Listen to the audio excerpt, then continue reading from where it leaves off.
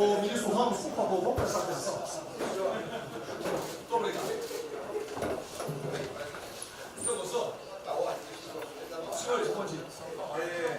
Essa reunião é por solicitação minha ao presidente da República, porque nós iríamos apresentar isso à imprensa, que não foi apresentado, e começaram uma série de especulações sobre esse plano de retomada. Então, eu solicitei ao presidente uma reunião com os ministros, porque o plano não vai ter efeito se todos os senhores não nos ajudarem, cada um na sua área, claro. Tá?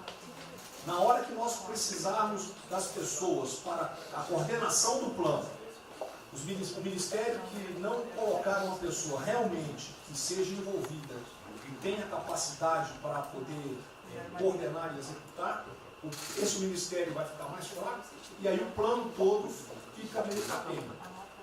Tá? É uma apresentação de 10 minutos no máximo, mas é somente isso. Eu pediria também aos senhores que a finalidade não é reunião de ministros para nós discutirmos nada, é simplesmente para apresentarmos o plano. Como é que saiu essa ideia?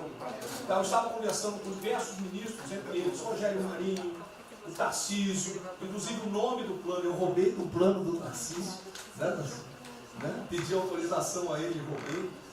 É um plano Marshall brasileiro. Né?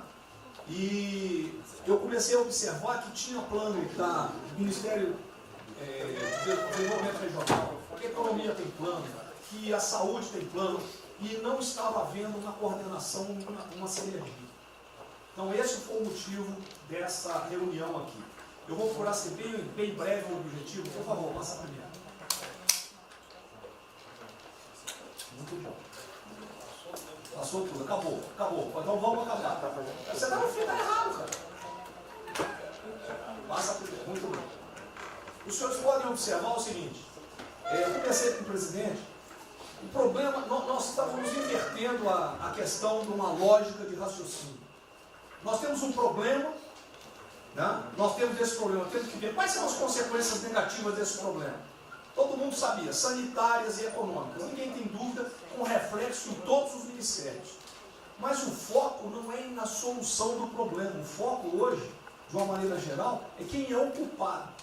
Tá? E nós queremos recolocar, vamos dizer assim, readequar isso aí para como o governo deve reagir a esse problema para achar uma solução para as duas consequências negativas que ocorrem. Próximo. Então, é um programa. O programa se chama Pro Brasil. Tá? Dou crédito ao azar do Tarcísio por ele ter conversado comigo. Eu gostei e roubei. Né? Pro Brasil é um programa para integrar, aprimorar ações estratégicas. Os senhores vão ver que o foco, ele não é de governo, ele é de Estado. Eu estou tentando fazer uma projeção de 10 anos. Tá? Nós vamos ter que fazer isso. Para a retomada do crescimento socioeconômico em resposta aos impactos relacionados ao coronavírus. Tá? Pode passar. As dimensões do programa são essas aí. Tá? Ele pega um modelo de governança, ele busca melhoria da produtividade, investimentos estruturantes e ações estratégicas do setor público. Vai. O programa se divide em duas etapas, ou duas partes. O Pro Brasil, deixa eu ver aqui que eu não estou conseguindo enxergar. Ordem e o Pro Brasil Progresso. Tá? O Pro Brasil Ordem, que você não imprimiu para mim, que eu agradeço. Não botou na página errada. Ele pega um arcabouço normativo, ele trata, essas são as medidas estruturantes dele.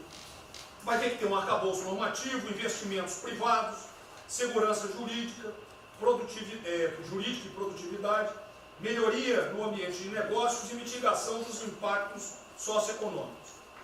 Na parte de investimento, ele foca em obras públicas, parcerias do setor privado.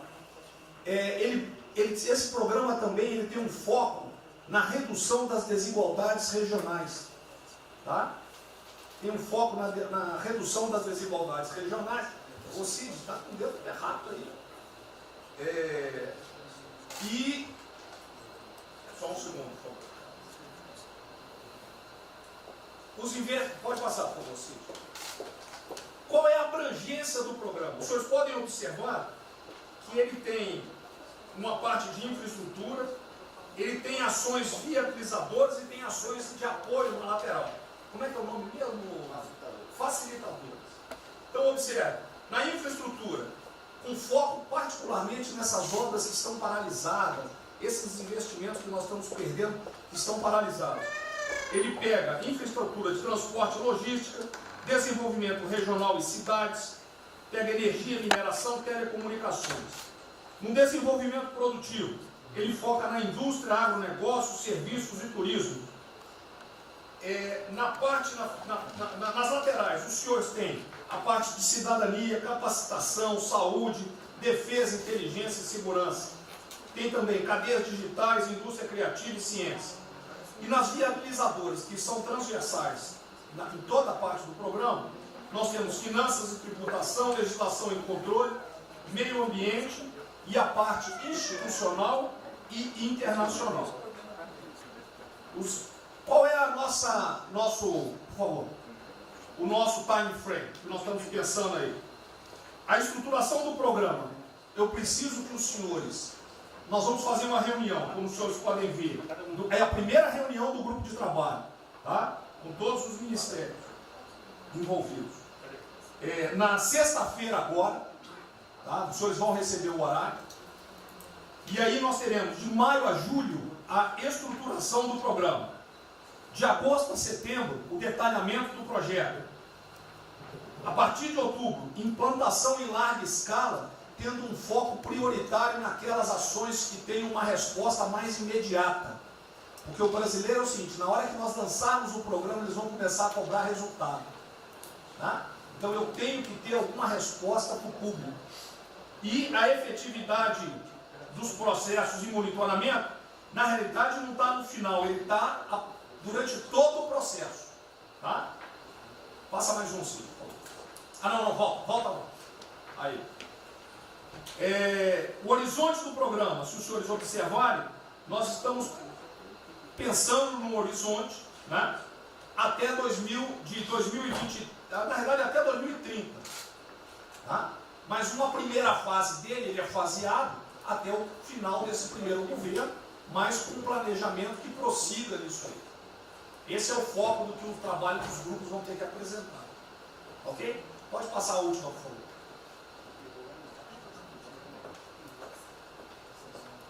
É sem som mesmo. Certo? Só um layout para os senhores. Então, na sexta-feira, eu solicitaria que os senhores, quando enviassem os representantes, esses representantes já viessem com uma noção dos programas ou do que os senhores pretendem dentro dos ministérios de vocês. Uma primeira ideia, e nós vamos partir disso para elaborar isso aí. O trabalho não será feito aqui é somente uma coordenação. Cada ministério vai fazer e nós vamos coordenar. O presidente era só isso. Vamos dar a palavra para o Guedes, com todo respeito aos demais, acho que é o ministro mais importante nessa missão. Eu queria fazer a primeira observação seguinte: não chame de plano Marshall, que revela um despreparo enorme. Não, isso aqui foi só aqui agora. Então, quando se falou em plano Marshall, para o Brasil é um nome espetacular. 10 mil. Plano Marshall é um desastre. Revela despreparo nosso. O plano Marshall, por exemplo, os Estados Unidos podem fazer um plano Marshall para nos ajudar. A China deveria financiar um plano Marshall para ajudar todo mundo que foi atingido. Então, a primeira linha da equação, a gente tem que tomar muito cuidado, que é o plano pro Brasil. Nos fala plano Marshall, é um desastre, vai revelar a falta de compreensão das coisas. A segunda coisa é o seguinte: é super bem-vinda essa iniciativa para nos integrarmos todos. Agora, não vamos iludir. A retomada do crescimento vem pelos investimentos privados, pelo turismo, pela abertura da economia, pelas reformas. Nós já estávamos crescendo. Voltar uma agenda de 30 anos atrás que é investimentos públicos financiados pelo governo. Isso foi o que a Dilma fez 30 anos. Então está cheio de gente pensando nessa eleição agora e botando coisa na cabeça de todo mundo aqui dentro. São governadores querendo fazer a festa, são às vezes ministros querendo aparecer, tem de tudo. E todo mundo vem aqui, vamos crescer, agora temos que crescer, tem que ter resposta imediata, o governo vai gastar. O governo quebrou. O governo quebrou. Em todos os níveis. Prefeitura, governador e governo federal. O que nós conseguimos fazer? Nós sinalizamos o contrário. Nós desalavancamos o banco público, reduzimos o endividamento, baixamos os juros e o Brasil ia começar a voar. Então, se a gente lançar agora um plano, todo o discurso é conhecido, acabar com as desigualdades regionais, na linha, claro. Está lá, são os detalhes dele. É bonito isso, por isso é o que o Lula e a Dilma estão fazendo há 30 anos. Se a gente quiser acabar igual a Dilma, a gente segue esse caminho. Então, eu acho o discurso bom, mas nós temos que tomar cuidado e reequilibrar as coisas. Não pode o ministro, para querer ter um papel preponderante esse ano, destruir a candidatura do presidente, que vai ser reeleito se nós seguirmos o plano das reformas suplementos originárias. Então, eu tenho que dar esse recado, uma vontade de disposição, nós vamos ajudar tudo, mas nós não podemos nos iludir. O caminho desenvolvimentista foi seguido. O Brasil quebrou por isso. O Brasil estagnou. A economia foi corrompida, a política foi corrompida, a economia estagnou através do excesso de gastos públicos.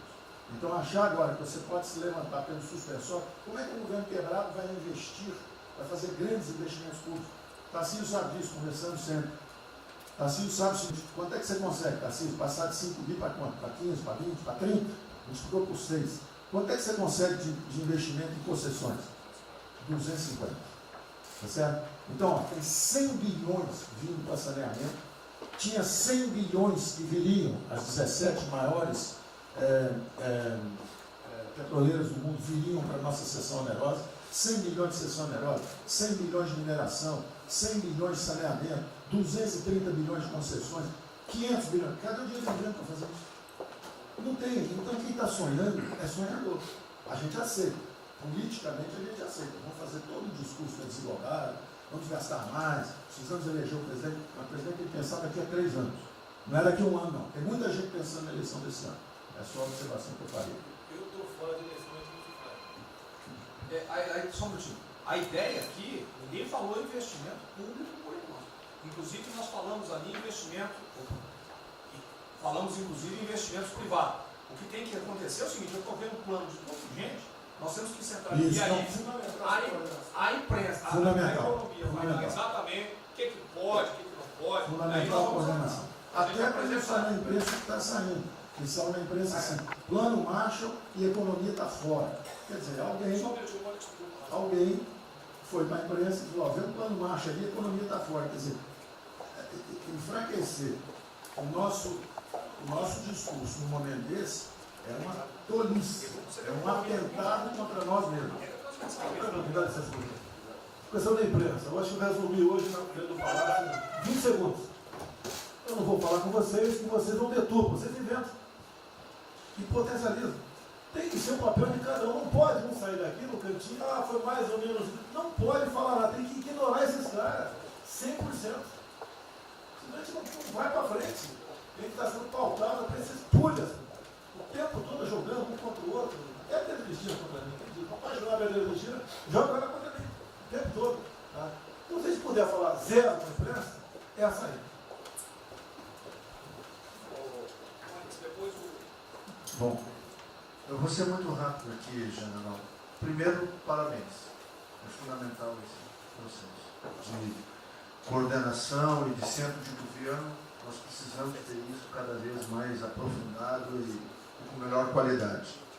Segundo, eu quero, não precisa, mas eu quero me somar a essa visão do ministro Paulo Guedes, porque vamos lá, nós recebemos o governo com 36 mil obras paradas. Oriundas da onde? Do pátio. Só para lembrar. O Abraão tem não sei quantas mil creches. 3 mil creches paradas que somam nessas 36. Então, o que nós trouxemos para o Brasil e como é que nós começamos o ano, e eu vou lembrar, presidente, o senhor sempre disse, é muito triste ver um brasileiro chegar no exterior e ser recebido com o manto da desconfiança. Pois nós passamos, Paulo Guedes, o ano todo, Tarcísio, Tereza, Bento, o nosso ministro Marcos Pontes e outros, andando pelo mundo e fazendo o quê? Vendendo o Brasil. Terminamos o ano, lembra do número, 482 bilhões de investimentos para os próximos 20 anos. Uma boa parte, mineração, petróleo, por aí vai. Recebemos 90 bilhões de bônus de outorga. Nós temos 10 bilhões de dólares do governo da Arábia Saudita que precisa definir onde é que vai votar. Mas o príncipe autorizou. São 50 bilhões de reais. A dinheiro de ouro. Então, eu tenho convicção de que nós temos que continuar fazendo o que a gente vinha fazendo. Ou seja, aprofundando a participação da sociedade. Nós temos uma coisa emblemática aqui, que é a Lei da Liberdade Econômica, que pela primeira vez na história do Brasil, desde que o Brasil é Brasil, o cidadão diante do Estado tem razão, até que o Estado prove ao contrário. Foi isso que fez os americanos, que há 200 anos atrás eram muito mais pobres do que nós, ser muito mais ricos do que nós. Então, o aprofundamento são sim das reformas, é sim ousar e ter uma reforma tributária que baixe o imposto no Brasil, reduz a carga tributária, estou falando sério. A gente nunca discutiu isso entre nós, mas isso tem que caminhar para isso. Por quê? Porque aí nós damos fôlego à iniciativa privada para que ela faça o que tem que fazer e nós vamos ser mediadores desse processo, apenas. E sinceramente, eu acho que todo o nosso esforço nos próximos dias tem que ser como é que nós mantemos a nossa linha, porque nós terminamos o ano, ministro Ernesto, ministro Tarcísio. O senhor foi recebido na Federação das Indústrias Alemãs com um slide que mostrava a 163 os caminhões atolados e a 163 pavimentado.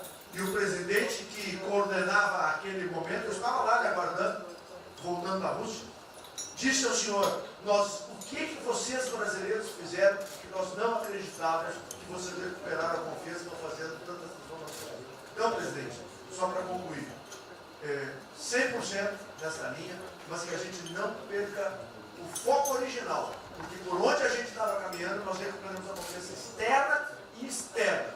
Fomos acometidos de algo muito grave, que é uma doença, e que foi levado ao paroxismo da histeria, o que serve ao interesse de muitos, os mais variados, eu não vou aqui detalhar.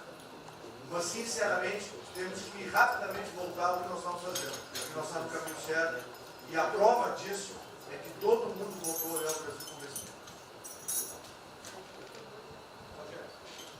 Bom, eu vou partir do princípio que todos que estão aqui são bem intencionados e querem bem o Brasil.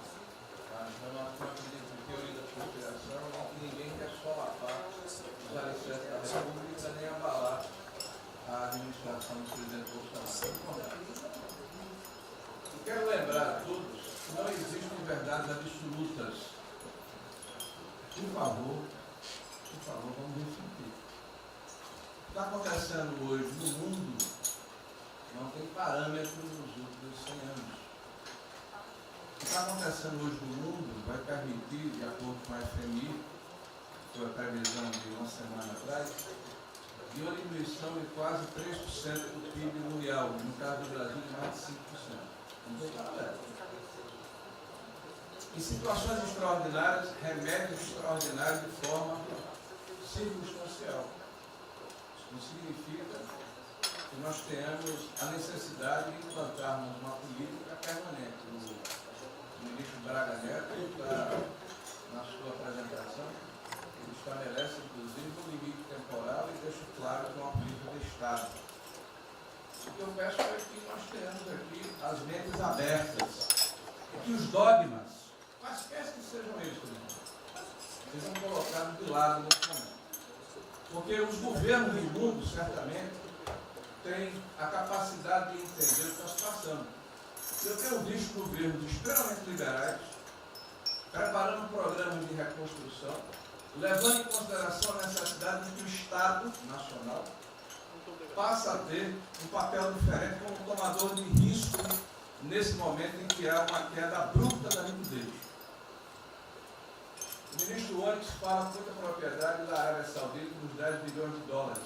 É bom lembrar que aqui o ministro Bento está se pagando para se retirar petróleo do mundo. Os países vão utilizar suas respectivas liquidez para resolver os seus problemas de infraestrutura e de retomada das suas economias. Nós temos que ter segurança jurídica, respeito a contratos, capacidade de alavancar recursos privados com a inversão de recursos públicos, sim. É bom lembrar que eu tenho ouvido falar, não sei se é verdade, depois vai colocar na ponta do lápis, que a gente pode chegar a 600 bilhões de reais esse ano de ajuda a empresas e a pessoas físicas. Recursos do governo federal, fruto de endividamento do governo, desse governo, que vai terminar o ano com déficits 4, 5, 6 vezes maior do que estava precificado no início do ano. Caiu um meteoro sobre as nossas cabeças. Então, por favor, nós não podemos começar a discussão com verdades absolutas e com dogmas estabelecidos ao longo de 100 anos, em função de uma catástrofe que se abateu sobre o mundo, que os governos de todo o mundo estão se debruçando sobre o assunto, entendendo que muda o papel do Estado. Senhor presidente, é bom lembrar que quando houve a unificação da Alemanha, eu acho que esse é um fato histórico irrefutável, o Estado alemão entendeu e fez um pacto de que haveria necessidade de investir em capital humano e infraestrutura na Alemanha Oriental para diminuir desigualdades regionais. E esse é um pacto do Brasil. Essa pode ser uma catástrofe que vai nos afundar, ou pode ser uma onda para a gente surfar, uma alavanca para recuperar o país. Todos os países do mundo estão submetidos ao mesmo processo. Vai depender da nossa capacidade de termos uma opção clara de que forma vamos sair desse problema. Se vamos gastar 600 bilhões de reais para resolver uma situação que é emergencial e todos reconhecemos que é necessária, e darmos segurança à população, no caso alimentar, para evitarmos o caos, para diminuirmos a mortandade das empresas, muito bem, está correto, essa é a boa direção. Por que não 5, 6, 7% desse total, 10% desse total, em obra de infraestrutura? Por que não termos a capacidade de alavancarmos o emprego no momento em que a retomada, todos os economistas aqui reconhecem, vai ser muito lenta? Bom, eu só estou falando isso, presidente, para que nós possamos ter essa discussão sem dogmas, sem verdades absolutas, sem a preocupação de que as coisas continuam como eram antes. Não são como eram antes. Aqui e no mundo inteiro. É isso. Tá.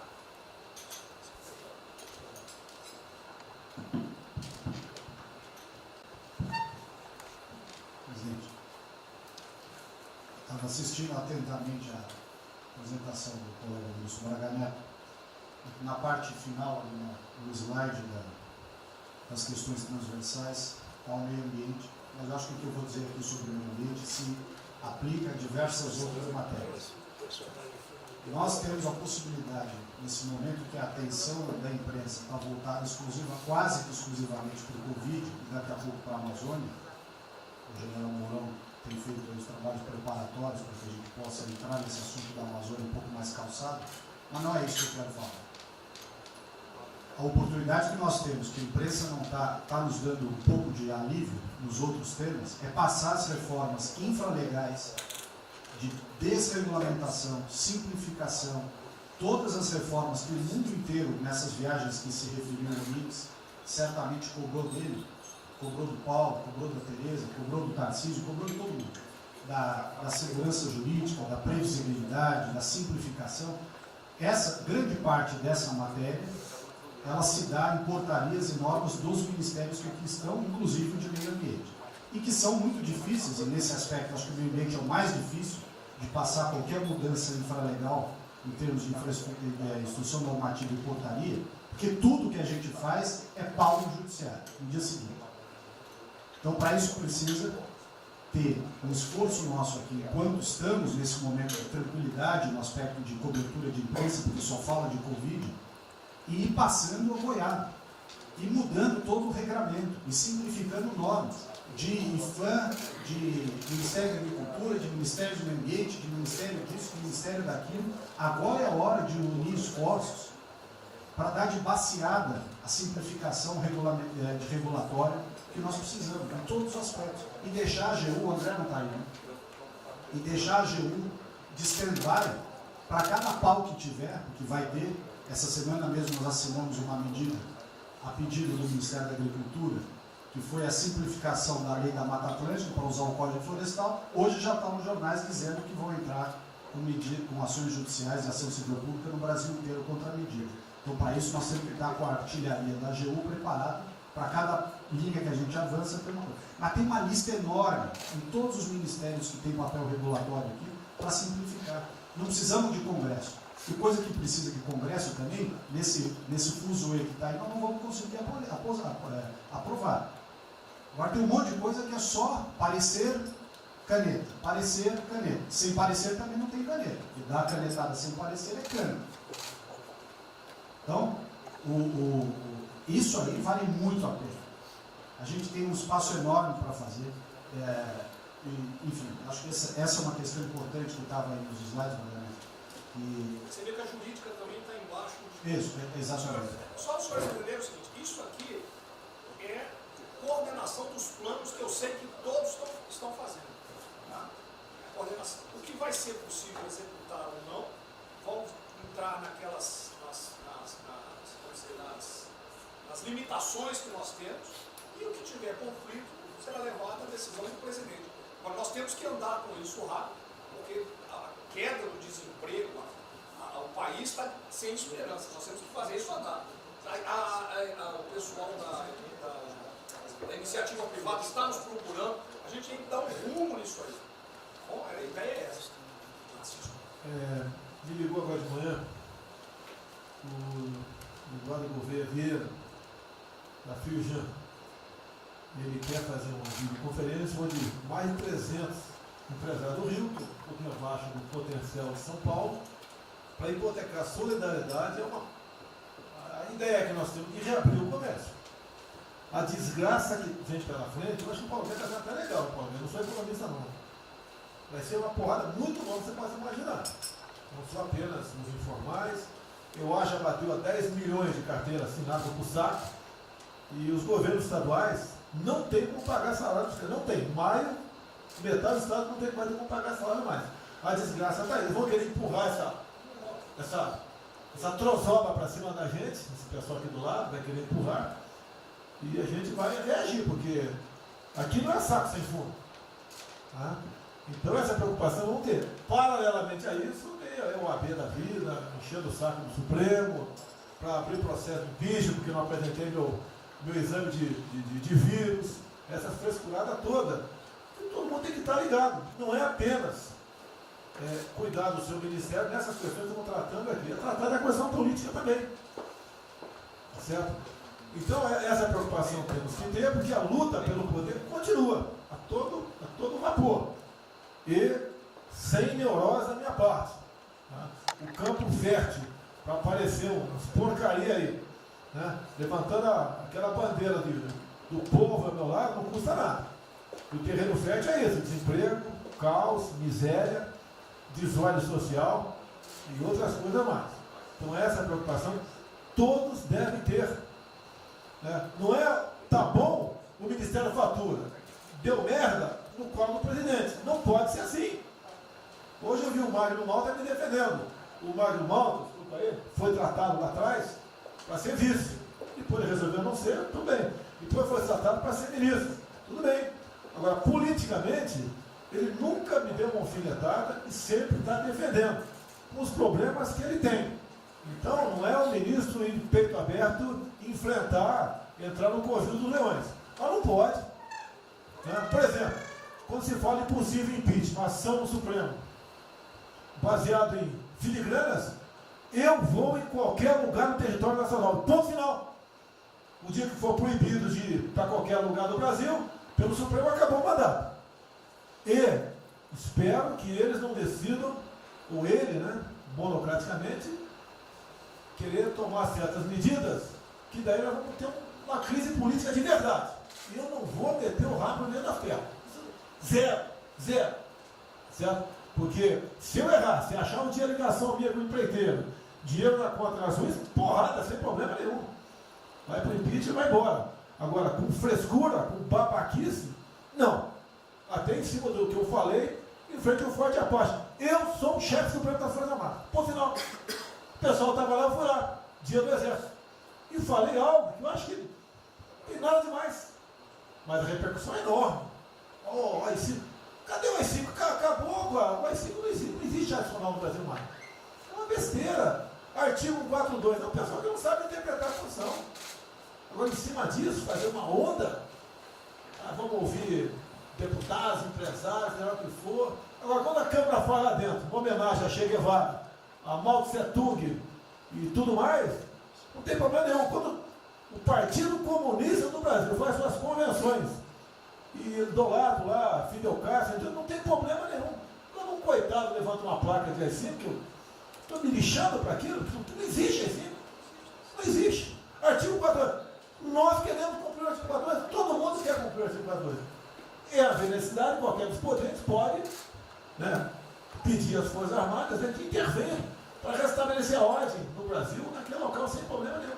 Agora, todos, né, têm que se preocupar com a questão política e aquele direito, tira a cabeça da toca, porra. Não é só ficar dentro da toca o tempo todo, não. Estou bem, estou cuidando da minha imagem, a minha imagem está aqui, eu sou bonitinho, e o requisito todo, não, tem que fazer a sua parte. Então é isso que eu tenho falar com você, que depois de um certo momento, onde chegar a cabeça dessas pessoas, fica difícil voltar atrás. Daí que é uma crise, é uma crise. Não tenho amor por esse mandato, para a cadeira de presidente. Zero. Não vou provocar ninguém. E assim como a defesa faz uma nota muito boa, dizendo que vai cumprir a Constituição, a liberdade, 10, né, e não aceita golpe, 10, também não aceita o contra-golpe dos caras, porra. Vai deixar alguns malucos aí, que sabe quem são, ficar aí naquela fervura de o presidente é irresponsável, ele é maluco, ele é genocida. Não é assim. O que vale para um lado, vale para o outro. O que não vale para um lado, não vale para o outro. Essa é a nossa preocupação que devemos ter. Por isso que está aqui o pró-Brasil, mas também com a questão política. Se nós começarmos a falar com propriedade, e tem muita gente que fala muito melhor do que eu, e tem um conhecimento muito melhor do que eu, tem que falar, discretamente, mas tem que falar, para não deixar subir a temperatura, que é só porrada o tempo todo em cima de mim. E vou continuar indo em qualquer lugar do Brasil, ponto final, não é problema meu. Tá certo? Se eu não tivesse direitinho de vir, prefeitinho lá no fim do mundo, um jaguapoca do prefeito, manda prender. Tem que a justiça se posicionar sobre isso, porra. Tem que se posicionar sobre isso abertamente. Não admitimos prisão por parte do prefeito no decreto. Tem que falar, não é ficar quieto. E quem direito aqui, todos têm que falar isso aí, não é só a justiça. Todos têm que falar. Não é ficar, toca o barco não e vamos em frente. Tá? Então é isso que eu apelo a vocês, pô. Essa preocupação, acordem para a política e se exponham. Afinal de contas, o governo não só. E se eu cair, cai todo mundo. Agora, vamos cair, se vai cair um dia, vamos cair lutando, uma bandeira justa, não por uma babaquice de exame antivírus, pô. Pelo amor de Deus, pô. Tá? Eu, até já bem claro, de uns 8 anos para cá, quando pedia farmácia de manipulação, um remédio qualquer, eu falava com o médico. Bota um nome de fantasia, porque se for o meu nome para lá, como era sempre um cara manjado, né, tem 3, 4 que vão manipular lá o medicamento, pode me envenenar, pô. E assim é a mesma coisa a questão do vírus, entre outros. De acordo com o interesse, o cara é negativo, ou dá positivo, depois que deu, vai para a contraprova, vai dar problema. E nós sabemos, tá certo, que nós temos um compromisso com a verdade. Eu jamais mentiria se não tivesse realmente um exame negativo. Jamais eu mentia negativo, deu positivo, vice-versa. Jamais. A verdade é acima de tudo. Então é o apelo que eu faço a todos que se preocupem com política para não ser surpreendido. Eu não vou esperar o barco começar a afundar para tirar água. Estou tirando água e vou continuar tirando água de todos os ministérios. O tocante é isso. A pessoa tem que entender. Se não quer entender, paciência, pô. E eu tenho o poder e vou interferir em todos os ministérios, sem exceção. Nos bancos eu falo com o Paulo Guedes, se tiver que interferir. Nunca tive problema com zero problema com o Paulo Guedes. Agora os demais, vou. Eu não posso ser surpreendido com notícias. Eu tenho a PF que não me dá informações. Eu tenho as inteligências das Forças Armadas que não têm informações. A BIM tem seus problemas. Tem algumas informações.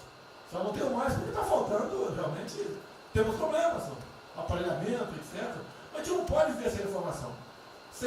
Quem é que nunca ficou atrás da porta ouvindo que seu filho ou sua filha está comentando? Tem que ver para depois que ela engravida, não adianta falar com ela mais. Tem que ver antes. Depois que o moleque encheu os conos de droga, não adianta mais falar com ele, já era. A informação é assim. Eu estava vendo, estudando esse fim de semana aqui, como é que o serviço chinês secreto trabalha nos Estados Unidos. Qual a preocupação nossa aqui? É simples o negócio. Ah, não deve falar publicamente. Deve falar como? Está todo mundo vendo o que está acontecendo?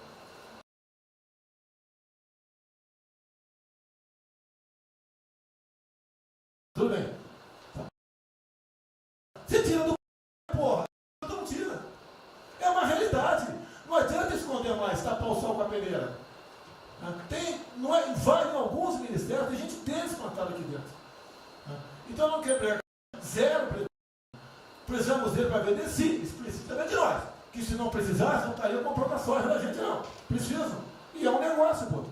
E devemos aliar com quem tem alguma afinidade conosco, para a gente poder fazer valer a nossa vontade naquele momento.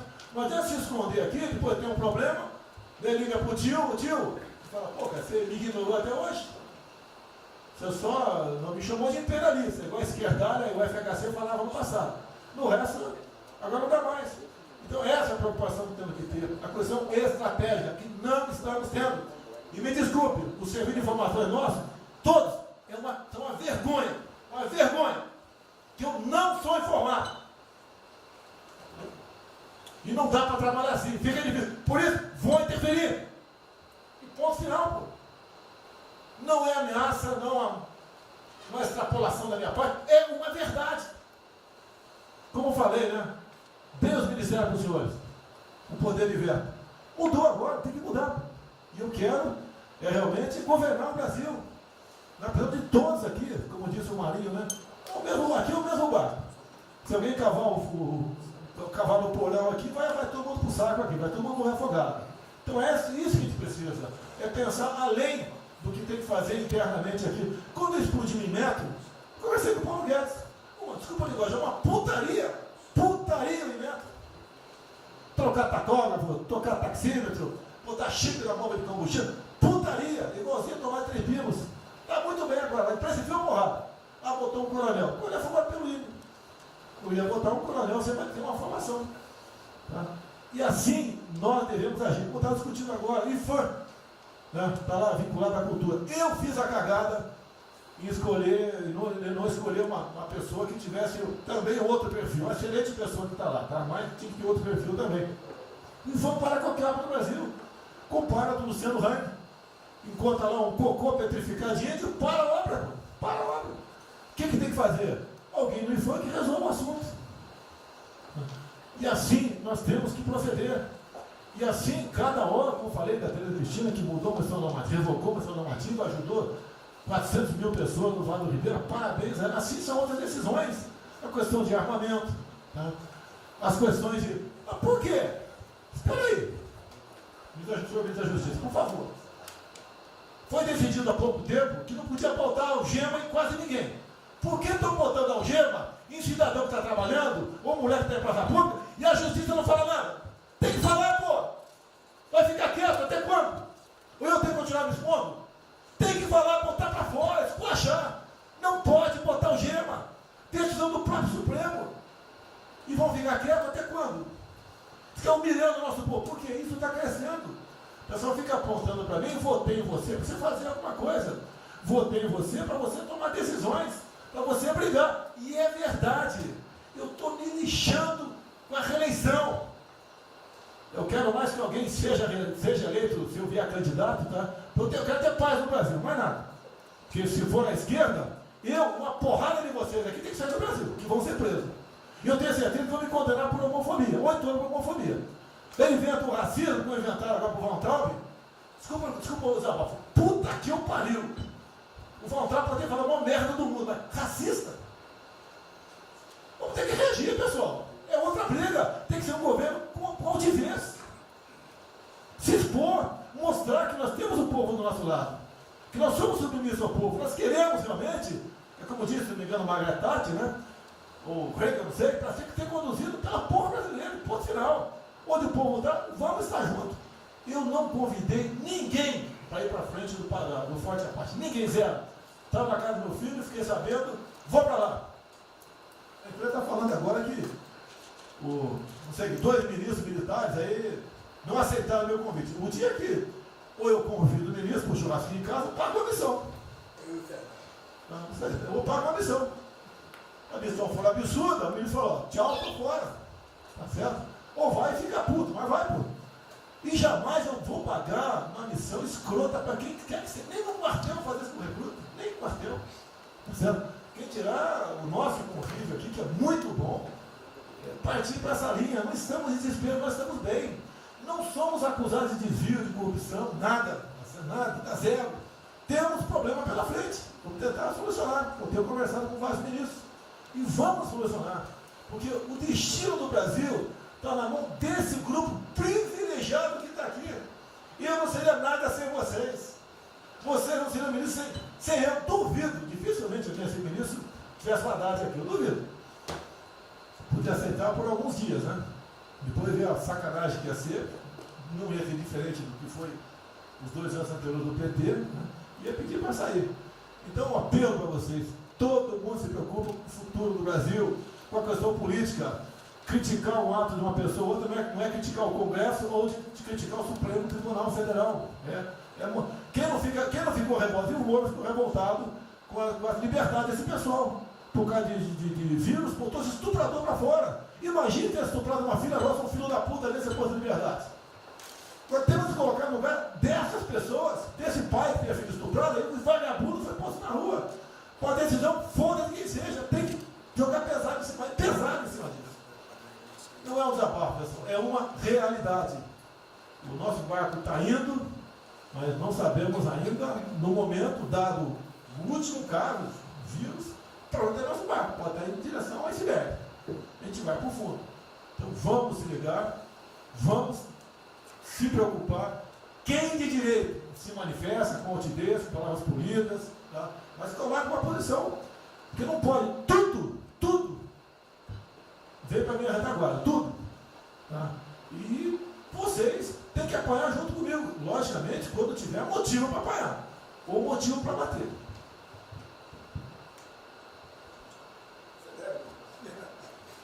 Não, eu já caí.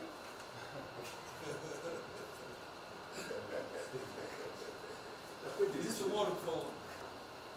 A sequência aqui é o seguinte: ministro Moro, Montezano, o Nelson e o Paulo Guedes. Aí eu pediria só aos senhores que fossem breves. Você também? O Paulo Guedes quer uma política e quer cobrar os raios. Depois do Bem, a primeira questão do plano ali que foi apresentado, fica aqui o registro do meu elogio, certo que ele tem que ser preenchido aí nos detalhes, existem as questões econômicas a ser resolvidas lá pelo Ministério da Economia, a ser trabalhado também com as outras áreas econômicas. Só faria uma sugestão aqui, ministro, se pudesse colocar desde logo, em algum momento desse plano, alguma referência importante também à segurança pública e a controle da corrupção. Foram 2 temas centrais, né, nas últimas eleições, e são 2 temas que, embora, claro que o plano vai ficar sujeito aí ao detalhamento necessário, mas acho que é importante ter uma referência inicial para não parecer que nós estamos descurando desses aspectos específicos. Nós não entramos em detalhes, porque isso aqui, o senhor viu que todos os ministérios praticamente responderam, isso aí para mim viria no detalhamento do ministério, mas eu acho que politicamente cabe. Não, sim. Não, eu entendo que cabe no detalhamento, mas acho que uma referência né, seria interessante. Tem que apontar também que foi uma vitória do governo, do presidente. No ano passado houve uma queda expressiva desses principais indicadores criminais. Isso, embora seja mais vinculado com a questão da vida e segurança das pessoas, também é um fator importante para o investimento econômico, para também melhorar o ambiente econômico. E o controle da corrupção também é pressuposto. Não faria exclusivamente essa sugestão específica. Muito obrigado. Já está anotado. Montezano, ministro, primeiramente, parabéns. Acho que é um momento oportuno para a gente começar a falar do dia seguinte. O próprio ministro Guedes, nas discussões que temos tido nas últimas semanas, tem nos orientado. O BNDES foca na reconstrução, foca no dia seguinte, porque a crise de saúde vai demorar alguns meses e a reconstrução muito mais meses do que isso. Então é muito oportuno a gente já começar a discutir isso. Segundo, aqui eu subscrevo as palavras do ministro Salles. O que a gente tem observado nos projetos e concessões, etc., uma parte crítica, essa legislação para o funcionamento da máquina pública. É um momento muito oportuno para a gente aproveitar isso. Isso faz uma baita diferença no preço de um projeto, na velocidade, faz muita diferença. Então, subscrevo aqui as palavras do ministro Salles. E por último, ministro, quando eu assumi o banco em julho, o banco estava montado como uma fábrica de empréstimo. O banco, durante 15 anos, foi uma fábrica de empréstimo. De julho até hoje, a gente fez uma reestruturação completa no banco, montando o que eu acredito hoje ser já o maior banco de investimento do Brasil em pessoas e um banco de investimento de serviços focado em planejamentos econômicos setoriais e estruturação de projetos. Tá? O banco já está atuando dessa forma. Temos um vasto conhecimento setorial, um vasto conhecimento de planejamento, já está rodando a contento, e esse BNDES de hoje se parece muito mais com o BNDES de 20 anos atrás, que era o BNDES que planejava e estruturava esses projetos no Brasil. Então eu queria colocar aqui à sua disposição, que nos use, estamos a serviço. Então o que o senhor achar adequado, razoável, tanto no fornecimento de informações, mas como também nesse planejamento, na coordenação, temos já um modo operante, uma estrutura que é plug and play. Se o senhor quiser usar, já está pronta para rodar para esse tipo de mapeamento de estruturação de projeto. Então, por favor, sinta-se bem à vontade de nos usar integralmente aqui na coordenação desse projeto, caso o senhor entenda adequado. Tá? Tiago. Nelson. Bom, estou chegando aqui, então é importante que eu coloque para você como é que a gente vai trabalhar. A saúde ela é fundamental, porque enquanto a gente não mostrar para a sociedade que a gente tem o controle da doença, da saída dela, qualquer tentativa econômica vai ser ruim, porque o medo vai impedir que você trate a economia como uma prioridade. Então, controlar a doença hoje é fundamental. E controlar a doença não significa que a gente vai curar a doença em uma semana, mas que a gente não é um barco à deriva e que a gente tem uma estratégia para trabalhar essa doença. Então, são 3 coisas que a gente vai trabalhar. Primeiro, a informação, para entender o que é a doença, qual é a evolução dela, como é que está a infraestrutura para cuidar da doença. Porque um dos grandes problemas que a gente tem hoje, se a gente olhar o Brasil hoje, ele é um dos melhores países em número em relação à mortalidade. O que assusta é você ver que o hospital não consegue atender, a gente no frigorífico, a gente está abrindo cofre em algum lugar para enterrar, e isso traz medo. E o medo impede que qualquer outra atividade tenha sucesso. Porque enquanto isso não for sanado, o restante vai ter muito pouca chance de ser comprado pela sociedade. A segunda coisa é estruturar a operação de cuidado. Então a gente vai investir em logística, vai investir na parte de compra e tentar melhorar o processo. Por quê? Porque se eu tiver os hospitais funcionando, eu vou ter os pacientes tratados, eu não tenho a sensação da crise, o medo melhora e o restante pode entrar. E a terceira coisa é a gente deixar claro um programa de saída do isolamento e do distanciamento. Não é que vai sair amanhã, mas a gente tem que ter um planejamento. Porque aí a gente realmente mostra que a situação está na nossa mão. Pode ser que demore um pouco, mas a gente está controlando esse processo, que a gente não está sendo um barco à deriva. Então, basicamente, eu queria falar para vocês, essa é a forma como a gente vai tratar, e a gente vai estar interagindo com todos os ministérios que forem necessários, para que isso aconteça da forma mais rápida possível. Basicamente é isso, é um prazer estar aqui com vocês. Ontem eu liguei para o diretor-geral da Polícia Rodoviária Federal. Chegou ao meu conhecimento uma nota que era dele sobre o passamento de um patrulheiro. E ele enfatizou que era por 2019. Eu liguei para ele, por favor. O que mais? Ele era obeso, era isso, tinha comorbidades. Mas ali na nota dele só saiu o Covid-19. Então, vamos alertar aquele direito do respectivo ministério, pode botar Covid-19, mas bota também, fibrose, um montão de coisa. Não pensa nesse negócio, tem um montão de coisa lá. Para exatamente não levar um medo à população. O que você olha, morreu um sargento do exército, por exemplo. A princípio é um cara que está bem de saúde. Né? Um policial federal, né? Seja o que for. E isso daí não pode acontecer. Então, pede esse cuidado com os colegas, tá? A quem direito do respectivo ministério, que tem alguém encarregado disso, né? Tomar esse devido cuidado para não levar mais medo ainda para a população. Você perguntou, nossa, aí perguntou quanto tempo levaria para mostrar o plano, alguma coisa. Eu acredito que. Não, nós já conversamos hoje. Não, nós já conversamos hoje sobre isso. O COP está montando junto com a saúde. Tá? Eu não posso dizer. A gente está trazendo recurso para poder acelerar esse processo, porque na verdade a gente está correndo muito tempo. Enquanto a gente não conseguir controlar a percepção que a gente hoje tem condição de cuidar das pessoas, vai ser difícil.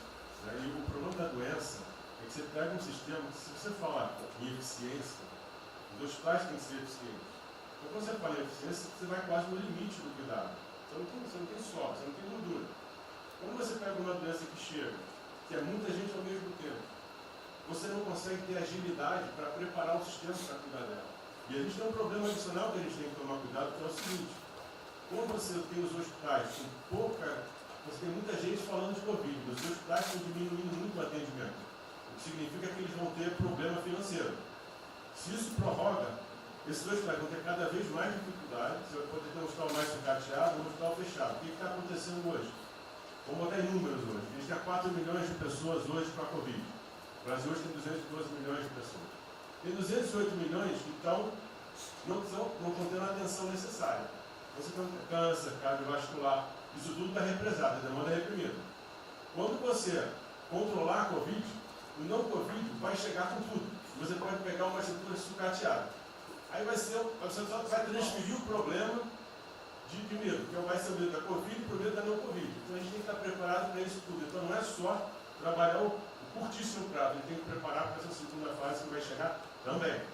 Isso tudo a gente está fazendo, só para vocês saberem que a gente está pensando nisso tudo, só para vocês saberem que está tudo trabalhando. Tá. Como o ministro Tarcísio, eu pediria as suas que fossem bem breves. Não, já não tem jeito.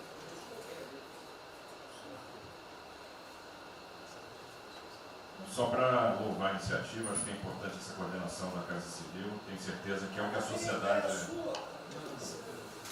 sociedade espera isso de nós.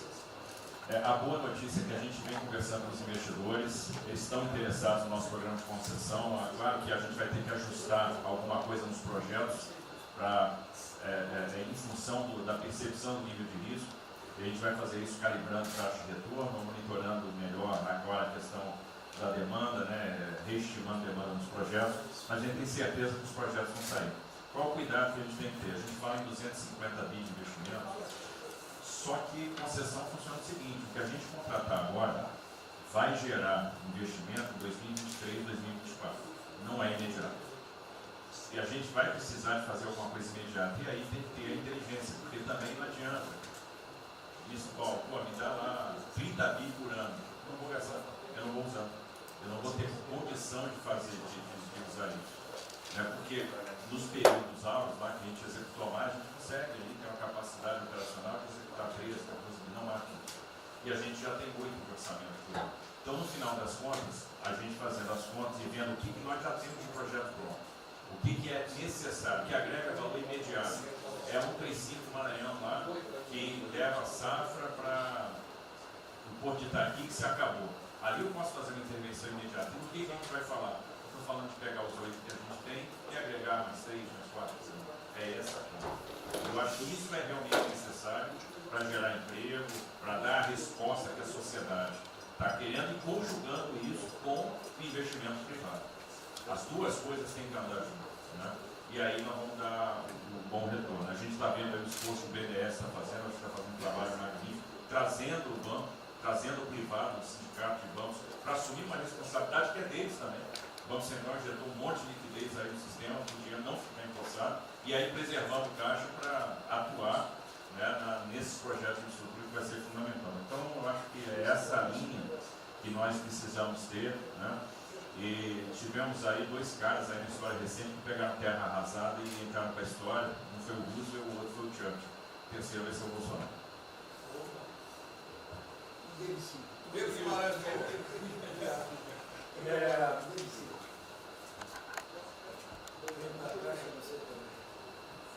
peço aos senhores que sejam breves.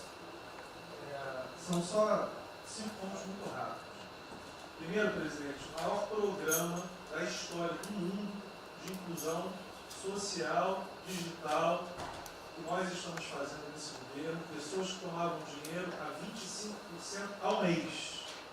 Quer dizer, todos os ladrões lá, PT, PMDB, PSDB, aquela ladroagem toda, 25% ao mês. E ninguém se indigna. Esse governo que se indignou, o governo dos liberais.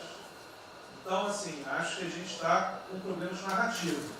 Hoje de manhã, por exemplo, o pessoal da Band queria dinheiro.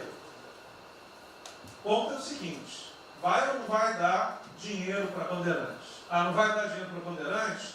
Passei meia hora levando porrada, mas repliquei. E falei, olha, vocês estão em casa? Eu tenho 30 mil funcionários na rua. Não tem esse negócio, essa frescurada de home office. Eu já visitei 15 agências. E você em casa? Aí o pessoal ficou um pouco mais calmo. Quer dizer, eu posso ter 30 mil brasileiros nas agências lá. Sabe quantas pessoas a Caixa está pagando hoje? 7 milhões de pessoas. E todo mundo home office. Que porcaria é essa? Desculpa o meu ponto, presidente. Quando o senhor falou, eu vou me emocionar. O Luiz Lima, que nadou com meu pai, foi atleta olímpico, teve a esposa e a filha de 14 anos presa ontem, no Camburão. Que porra é essa? Desculpa. Que porra é essa? O cara vai pro Camburão com a filha, que se fosse eu, ia pegar minhas 15 armas e ia dar uma... Eu ia morrer. Porque se a minha filha fosse pro Camburão, eu ia matar ou morrer. Que isso? Estava nadando, é uma atleta olímpica. Você tira a pessoa está nadando com 14 anos. Eu tenho uma filha Maria de 14 anos. Se a minha filha fosse pro Campurão, ou eu matava ou morria. Isso. E a esposa do Luiz Lima nem usou o fato de ser esposa do deputado federal. Mas assim, foi calado, saiu e calado. aquele governador roubando para a direita, para cá tudo quanto é lado. Então o governador rouba, aí ele sai prendendo todo mundo e fica tudo isso por isso mesmo. Aí a gente faz o maior programa da história da humanidade de inclusão de pessoas que recebiam 25% ao mês, cobrado. PSDB, PT, PMDB, aquele grupo todo. Na hora de privatizar, todo mundo, com 200 milhões, 300 milhões, tem vice-presidente da Caixa, que eu expulsei, dos 120, 105 eu tirei. E se o senhor precisar, obviamente, meu chefe, o ministro Paulo Guedes, ele decide. Não tem problema. Inclusive, porque o que acontece? Se roubar, eu vou ligar para o ministro Moro para prender. Agora, se precisar de um diretoria, não sei o quê, desde que sejam honestos, o ministro Paulo Guedes é que decide, etc. Mas dos 120, eu tirei 105. E na Caixa, não tem desonestidade, até onde eu saiba. Mas, assim, eu acho que a gente está levando muita porrada, presidente. E, de novo, não estou dizendo ninguém daqui não, só leva porrada. Agora, tem limites. Desculpa, todo lugar que eu vou, as pessoas normalmente são educadas. Mas a paciência chega no limite, obviamente não dessa maneira, eu acho que tem um ponto. Nós estamos emprestando 154 bilhões de reais, mas só um ponto que eu acho importante, Tarcísio é super meu amigo e ele é muito esperto. Qual que é o grande ponto que a gente tem que evitar? O cara está quebrado, já estava quebrado antes e quer lançar um lesinho. Então, assim, claramente tem que ajudar e eu concordo. Tanto que nós emprestamos 43 bilhões de reais para o segmento imobiliário. 1,5 milhão de pessoas deixaram de ser demitidas. Agora não é para todo mundo, não. Aquela empresa que já estava quebrada antes, por que a gente vai dar uma lesinha? Então, este ajuste fino é importante, os bancos têm que fazer. Por quê? O último ponto que eu falo. Já estou sendo processado também, vou mais 2 juntos para a cadeia, por causa do auxílio emergencial. Sabe o que tem? Tem gente do TCU dizendo que a gente está ganhando muito e tem gente dizendo que a gente está ganhando pouco. Ferrou. Ou seja, tem gente querendo me prender porque está dizendo que a gente está ganhando muito. E tem gente querendo me prender, que são aqueles caras lá que estavam antes, ganhando pouco. Vão acabar sendo presos, mas o que a gente não vai fazer? Deixar 30, 40, 50 milhões de pessoas passarem fome. Então, é só o meu recado dizendo o seguinte: a Caixa, o Banco de todos os brasileiros. Poxa, a gente está com 30 mil pessoas. Eu passo ligando, 45 pessoas na Caixa tiveram coronavírus. 2 faleceram, um, na verdade, com 70 anos, já estava aposentado, e outro. A pessoa, eu chorei mais do que a pessoa, a mãe. Uma pessoa em 30 mil que estão o dia inteiro. E eu já falei para minha esposa, se tiver qualquer coisa, eu vou tomar 1 litro de hidrocloroquina, aquelas coisas todas. Então, assim, eu acho que a gente está, só o último ponto, numa questão de histeria coletiva. Quer dizer, eu posso ter 30 mil funcionários da Caixa pagando 7 milhões hoje, 2 milhões na segunda, ontem a gente abriu 800 agências, vamos abrir no sábado, no domingo, 2 horas antes. Então, o que a imprensa quer? Que você pague e dane-se os funcionários da Caixa. Mas se morrer 2, Jornal Nacional, presidente Bolsonaro e presidente Pedro, irresponsáveis porque abriram. A gente só vai levar porrada. Agora, realmente, meu ponto é inaceitável, foi a primeira vez que aconteceu. Eu conheço a Milena, Lene, Romine, atleta olímpica. Quer dizer, um atleta olímpico, a esposa atleta olímpica, a filha de 14 anos num camburão. Eu não sei se eles botaram atrás ou no meio. E aí você solta o estuprador, então eu acho que realmente tem uma questão. De novo, eu quero só reforçar uma coisa. O ministro Moro, em um dia, resolveu um problema muito importante. Muito obrigado, ministro. O que aconteceu? Os guardas, né, os que ficam dentro da agência, não poderiam, por legislação, estar fora. O que aconteceu? O ministro, 5 horas, resolveu o problema. Então, nos próximos 90 dias, os atendentes da Caixa Econômica Federal, os guardas, vão poder ir para fora para ajudar a fila. Ou seja, tem uma fila, tem 250 agências e tem 500 pessoas na fila. E aí, com a ajuda do ministro Moro da Polícia Federal, eles emitiram uma portaria. Então, só para finalizar, quero agradecer o ministro. Só um registro aí, até foi fácil de resolver, foi a Polícia Federal que resolveu. Ministro Ernesto, por favor. Volta a pedir que sejam breves. Obrigado. Rapidamente, sobre o plano. A dimensão internacional do plano, evidentemente, é fundamental, já está aqui contado. Eu queria mencionar o seguinte: eu acho que é fundamental que essa dimensão internacional não seja simplesmente uma adaptação nossa ao cenário internacional, mas que ela leve em conta a capacidade que o Brasil hoje tem de influir no desenho de um novo cenário internacional. Eu estou cada vez mais convencido que o Brasil tem hoje as condições, tem a oportunidade de se sentar na mesa de 4, 5, 6 países que vão definir a nova ordem mundial. Outro dia, na conversa do presidente com o primeiro-ministro, o indiano disse que vai ser tão diferente o pós-coronavírus, o pré, quanto o pós-segunda guerra, o pré. Eu acho que é verdade. E assim como houve um Conselho de Segurança que definiu a ordem mundial, 5 países depois da Segunda Guerra, vai haver uma espécie de novo Conselho de Segurança. Nós temos dessa vez a oportunidade de entrar nele e acreditar na possibilidade do Brasil influenciar, ajudar a formatar um novo cenário.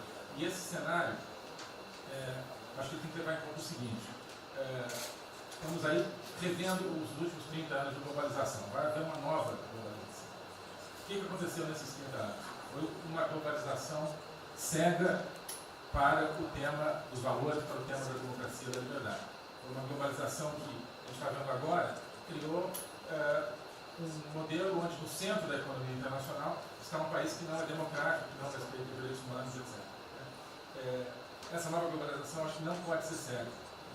Tem que ser uma globalização, tem que ser uma estrutura que leve em conta, claro, a dimensão econômica, mas também essa dimensão da liberdade e do valor.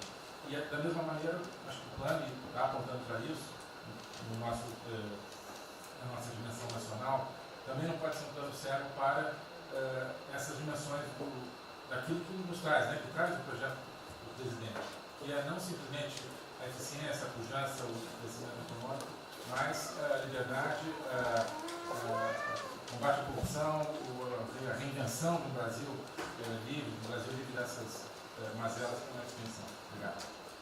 Obrigado, ministro. Roberto Campos. É o último, é o último. Não, é bem rápido. É só vou voltar na história. Vou voltar aqui na história breve. Queria lembrar que no fim do governo Dilma a taxa de juros era 14,5%, a curva, mas a taxa longa era 20%.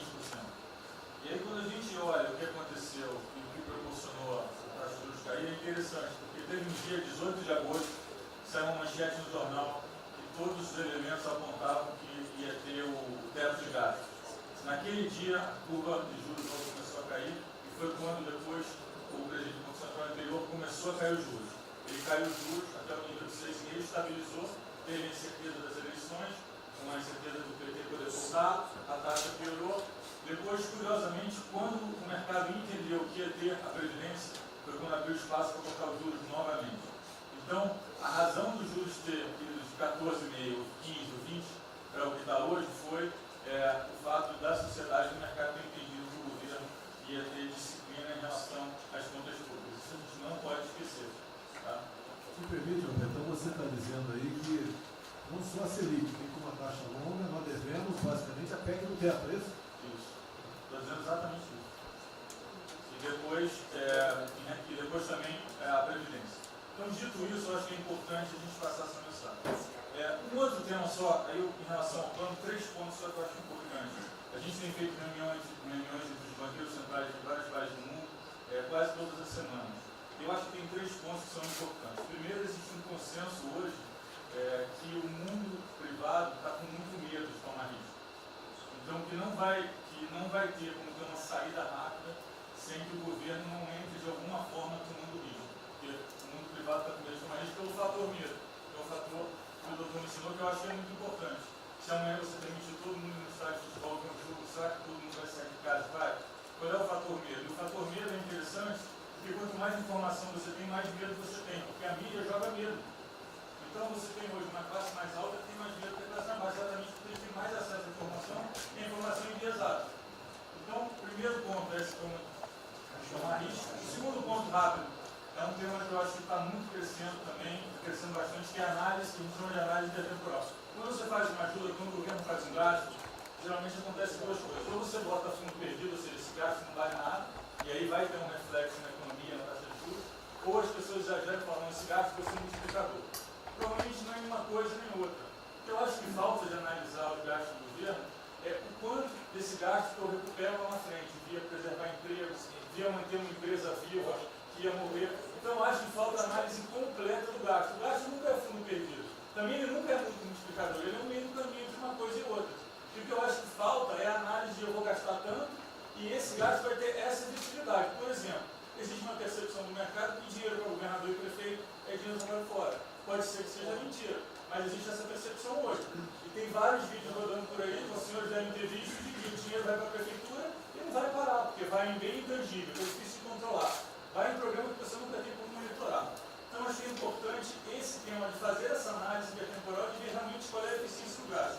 E, por último, último ponto, conversando com investidores, a gente tem feito isso, inclusive nós fizemos uma conversa, 2 bancos centrais com investidores, inclusive de infraestrutura, e o problema principal que aparece em toda a conversa no Brasil, do investidor privado, é que, no passado, toda vez que o investidor privado entrou, teve muita sacanagem. O tema da governança é super importante.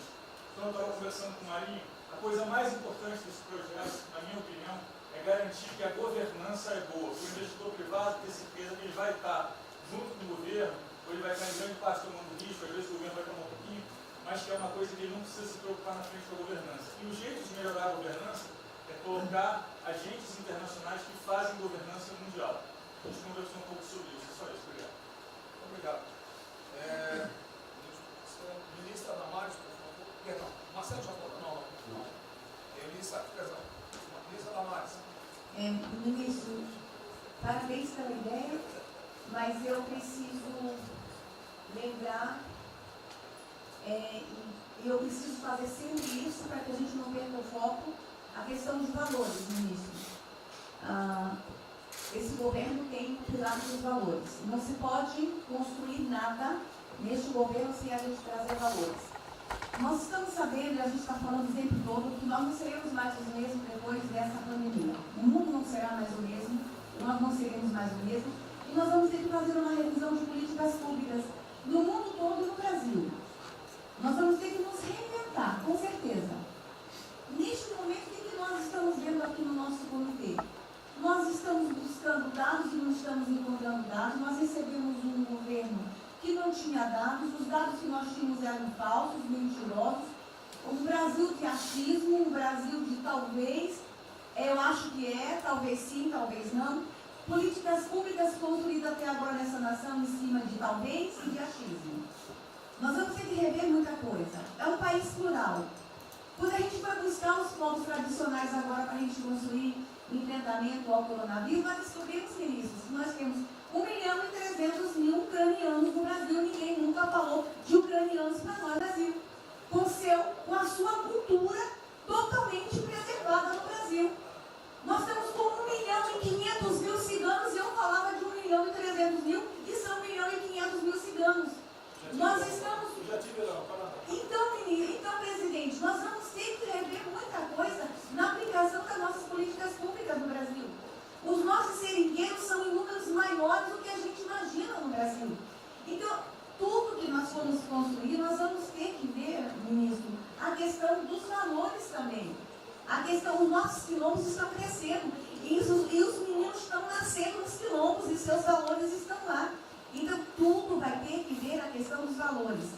E quando eu falo valores, ministro, eu quero dizer para o senhor, nós estamos com quase 80.000 idosos em abrigos no Brasil. Eu me surpreendi com números. Nós estamos com quase 60.000 crianças em abrigos no Brasil. Os números estão me surpreendendo.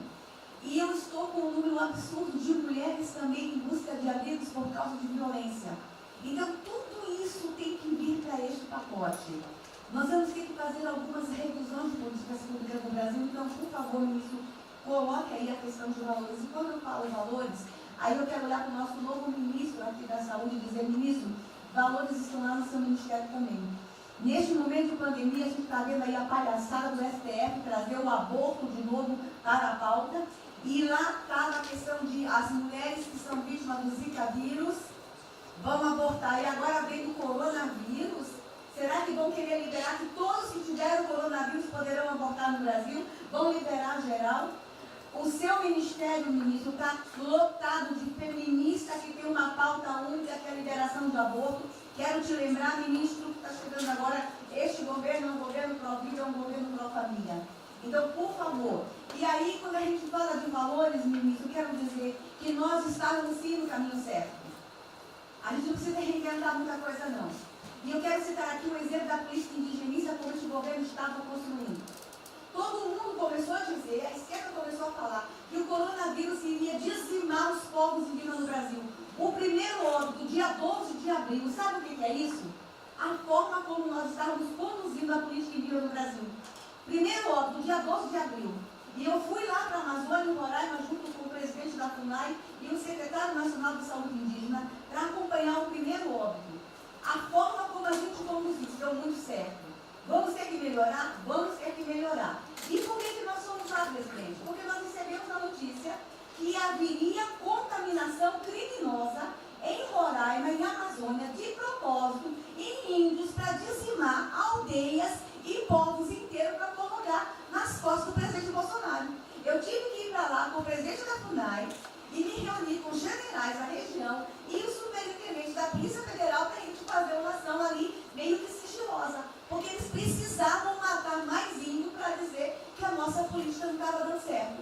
Então, o que a gente estava fazendo estava dando certo, o que nós estamos fazendo está dando certo. Então, aqui, general, todo o nosso trabalho que envolve políticas de valores precisa estar aqui no Pró-Brasil.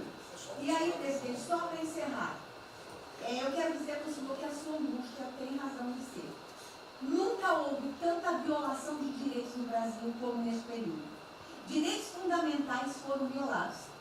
No nosso Disque 100 tem mais de 5.000 registros, ministros, de violação de direitos humanos. Mas o senhor tem uma ministra de direitos humanos e uma equipe muito corajosa. São mais de 5.000 procedimentos e ações que estão sendo construídos. Governadores e prefeitos responderão ao processo. Idosos estão estão sendo algemados e jogados dentro de camburões no Brasil. Mulheres sendo jogadas no chão e sendo algemadas por não terem feito nada. Nós estamos vendo padres sendo multados em R$90 mil porque estavam indo da igreja com 2 fiéis. A maior violação de direitos humanos da história do Brasil nos últimos 30 anos está acontecendo neste momento. Mas nós estamos tomando providências, a pandemia vai passar, mas governadores e prefeitos responderão processos. E nós vamos pedir, inclusive, a prisão de governadores e prefeitos. E nós estamos subindo o tom. E discursos estão chegando. Nosso ministério vai começar a pegar pesado com governadores e prefeitos. Nunca vimos o que está acontecendo hoje. Se eles falavam que nós éramos violadores de direitos, eles estão. Inclusive, o governador Wellington agora, ontem, determinou que a polícia poderá entrar nas casas. Vocês não imaginam o que ele vai fazer. Poderá entrar assinou. A polícia poderá entrar na casa sem mandato. Então, assim, as maiores violações estão acontecendo nesses dias. Então, nós estamos fazendo enfrentamento de mais de 5 procedimentos. O nosso ministério já tomou a iniciativa e nós estamos pedindo, inclusive, a prisão de alguns governadores. Então, está aí algumas respostas. Valores. Por favor. Valores. Posso falar? Vamos ver mais. Houve aqui uma apresentação, uma representação do ministro Paulo Guedes, que a senhora vai receber mais dinheiro. Obrigada. Ministro Marcelo, por favor. Obrigado, vou ser bem breve também. Primeiro, parabenizar o ministro Braga Neto pelo... Eu queria só deixar uma coisa seguinte, eu fico brincando. Não é trabalho meu, é trabalho da equipe e eu roubei ideia de um bando de gente. Eu roubei ideia aqui, ali, eu roubei ideia. Tá? Eu aproveitei a ideia, só coordenei. Um cronograma importante do projeto, obviamente, todos os ministérios, como o Ministério do Turismo também, já estamos finalizando até amanhã esse programa de retomada. E, presidente, o turismo, obviamente, ele tem uma importância muito grande para a economia, o Paulo Guedes sabe disso, mais de 8%, ou seja, quase 10% do PIB nacional é turismo. E o presidente falou que vai extinguir o Ministério porque o turismo acabou. Agora precisa do Ministério mais do que nunca, presidente. O turismo ele vinha numa crescente muito importante. O ano de 2019 cresceu 2,6%, enquanto a economia cresceu 1%, gerou 163% a mais de emprego do que o ano de 2018. E, obviamente, no meio dessa pandemia, foi o primeiro a ser impactado de forma brutal. O Rogério Marinho sabe bem disso e nos ajudou muito aí. Quero aproveitar para agradecer o Paulo Guedes, a Marinho também nos ajudou muito nesse processo, de contemplar, ou seja, de ter um plano de ação que viesse evitar o desmonte do setor do turismo, porque grande parte das empresas do turismo passou de um fluxo de caixa de 100 para 0 de um dia para o outro. Então, ações como a suspensão de contrato de trabalho, o ministro Moro também, agradeço, teve uma ação fundamental para o setor, que foi uma medida provisória que contemplasse ambas as partes, tanto o consumidor quanto as empresas, através da Senacom, que impediu judicializações em massa, porque aquela pessoa que comprou o ingresso de um show ou um pacote turístico, ela, se fosse para cima das empresas ainda para pedir um reembolso de imediato, isso seria catastrófico, geraria mais desemprego ainda. Então, essa medida provisória garantiu que as empresas pudessem ter um fôlego, um prazo aí de até 12 meses para fazer esse reembolso. Um terceiro ponto foi a questão dos créditos, que está terminando de ser fechado junto ao BNDES. Agradeço muito aí também o Montesano, a Caixa Econômica também, o Pedro, o ministro Paulo Guedes, que o entrave maior estava na questão das garantias, mas a gente está conseguindo finalizar esse modelo de crédito para contemplar a todos, desde o meio ao micro, pequeno, médio, o grande empresário no Brasil do setor do turismo. O setor, presidente, ficou muito feliz, se sentindo contemplado com todas essas ações e medidas por parte do governo federal. O setor do turismo no Brasil fizeram cartas com as principais associações agradecendo a postura do governo federal em relação a isso. Eu quero, presidente, falar um assunto aqui que talvez seja muito polêmico, mas eu acho que é importante esse debate nesse momento. Aí eu falo também para a ministra Damares, que eu sei que é uma pauta muito sensível também a ela, que é a questão, presidente, porque o Ministério do Turismo agora tem que ter um planejamento, um plano de atração de investimentos, que é o que gera emprego, renda, é o que ajuda, obviamente, a economia do Brasil. E para isso, presidente, eu acredito que é um momento propício nesse planejamento da retomada discutir os resorts integrados. Não é legalização de jogos, não é bingo, não é caça-níquel, são resorts integrados. Obviamente, presidente, uma pauta que precisa ser construída, ainda mais estou olhando para o cara que veio para mim. A pauta precisa ser construída com as bancadas da Câmara, tanto a evangélica quanto a católica, mostrando ou desmistificando vários mitos que giram em torno disso. Não sei se o ministro Paulo Guedes concorda. Nós temos a possibilidade de atrair pelo menos 40 bilhões de dólares para o Brasil só de outorgas, de investimentos imediatos para essa pauta. Mas o que precisa ser feito, presidente, é realmente desmistificar a questão de evasão de divisas, de lavagem de dinheiro, de tráfico de drogas, e para isso eu sugeriria que nesse debate pudéssemos contar com o Ministério da Justiça, através da Polícia Federal, o Ministério Público na mesa, a Receita Federal, os órgãos de controle, mas obviamente, presidente, uma pauta que só levaremos para frente se a gente conseguir pacificar ou nos fazer entender pela bancada evangélica, pela bancada católica, para que não haja uma distorção na comunicação disso. Tem que ser um projeto muito bem feito, que eu acredito que pode ser, nesse processo da retomada, uma grande oportunidade para o Brasil atrair grandes complexos, dos quais apenas 3% são utilizados para os cassinos. E outra, isso não tem impacto diretamente nenhum na família dos trabalhadores brasileiros. Tá se puxando. Não, não é bem isso não. Vou ter que começar a desmistificar para dar mais aqui. Então, presidente, aqui, não estou dizendo que a gente tem que colocar isso como um projeto de governo, obviamente, mas abrir esse debate em torno dos resorts integrados. E para finalizar, presidente, o ministro Nelson, prazer estar aqui com a sua primeira vez, a gente fez um projeto muito bem elaborado, dentro do comitê de operações, que visa fazer com que os hotéis possam abrigar os profissionais de saúde, e só os profissionais de saúde. A questão do anterior do Ministério, por 2 vezes eu mandei a mensagem, não se manifestou, não se interessou, mas eu acredito que é um projeto que pode, sobretudo, trazer para o governo federal uma boa visibilidade com essa preocupação de quem está na linha de frente de combate, que são os profissionais de saúde. Visando 2 coisas, eu já vou terminar, que é primeiro melhorar essa logística do profissional de saúde, que sempre tem um hotel próximo ao hospital, aos hospitais, e também a preservação da família desses profissionais, mostrando, obviamente, a acessibilidade do presidente Jair Bolsonaro na preocupação com essas vidas desses profissionais. Obrigado. Parece que é hoje às 16 horas. Hoje, então. É uma reunião marcada para a gente discutir isso aí. Obrigado. Saúde e o turismo.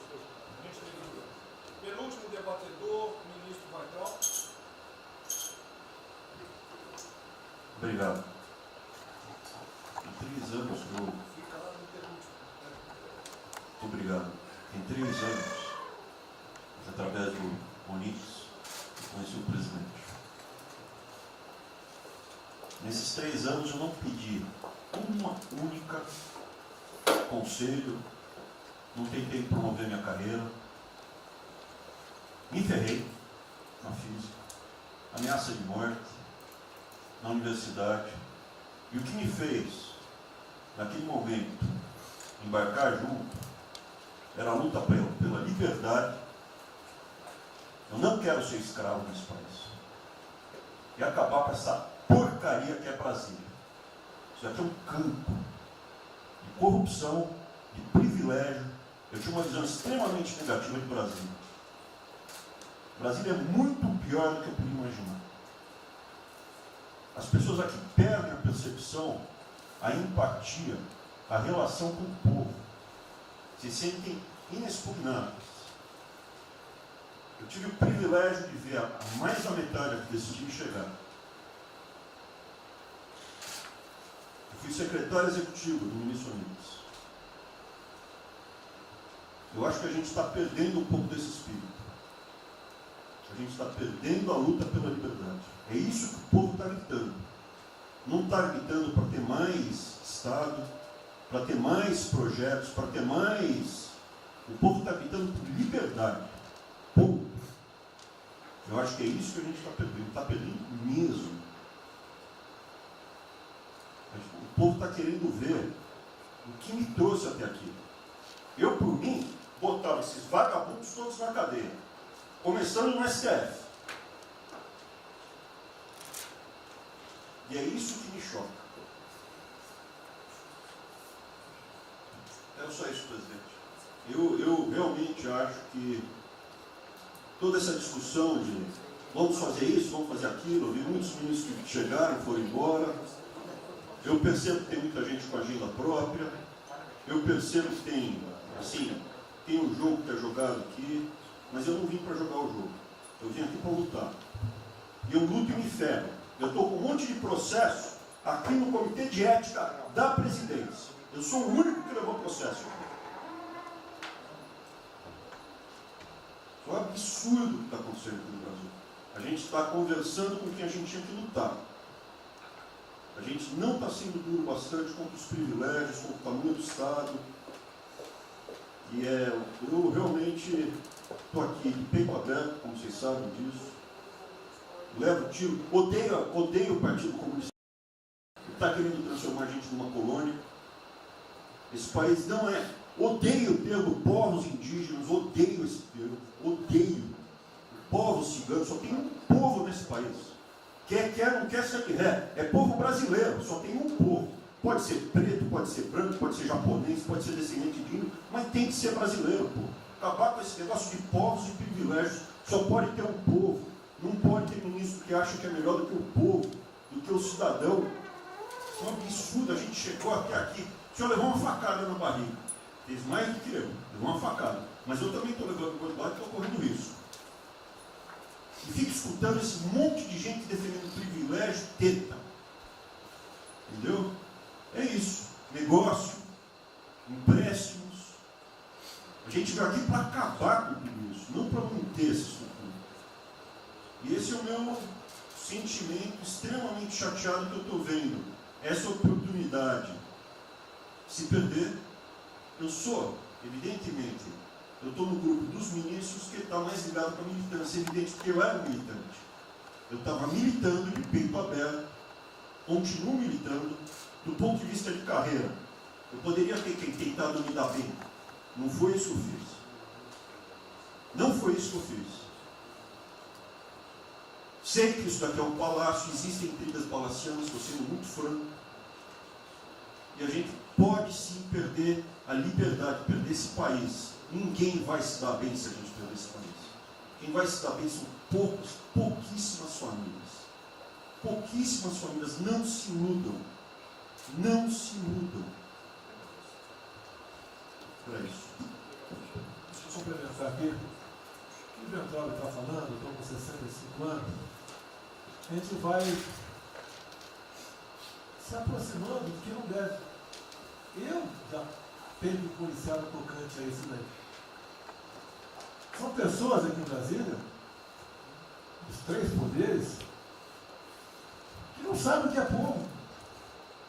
Eu converso com alguns, não sabem o que é um feijão com arroz, não sabem o que é um supermercado, esqueceu. Acho que o dinheiro cai do céu. Eu estou com meus privilégios garantidos, meus 100 mil por mês, em média, 100 mil por mês, né? Legalmente. E acho que isso não vai acabar nunca. Como alguns acham que a liberdade, qual é desse cara? Tá maluco? Eu estou vendo mais antigo aqui, o João Heleno aqui. Ele sabe o que foi 64. Muitos aqui não sabem. Essa cambada que tentou chegar no poder de 64, se tiver chegado, ele estava fudido todo mundo aqui. Cortando, ele estava felicíssimo cortando cana, ganhando $20 por mês. Não pode esquecer disso. Nós não podemos esquecer o que é esse povo. Eu vou convidar os ministros para domingo e passar essa semana. Convite, né? Não é missão, mas convite. Para ver como é que está o cara na esquina. Depois vem uns merda para falar aí, né? Uns merda de sempre. O cara rompeu o isolamento, tá dando peça. Tem peça pro cacete, pô. Você tá passando fome, tá na merda, pô. Sentiu o cheiro de porco. Como eu falei, tá? É uma experiência para todo político sentir. E lá vem como é que tá o negócio. Ou a gente tem que estar como se fosse, não, um general na retaguarda e deixar a tropa se ferrar na frente. Não, o general está na frente, o coronel está na frente, o capitão está na frente. Nós, heróis da Segunda Guerra Mundial, estiveram na frente do campo de batalha. Simples aqui, tenho certeza, nas Forças Armadas vão cumprir com o seu papel, mas, né, nós temos que dar exemplo e mostrar que o Brasil não é. Eu sou mais educado que o Ventura, até me poli muito, né, o linguajar que ele usou, mas não é isso.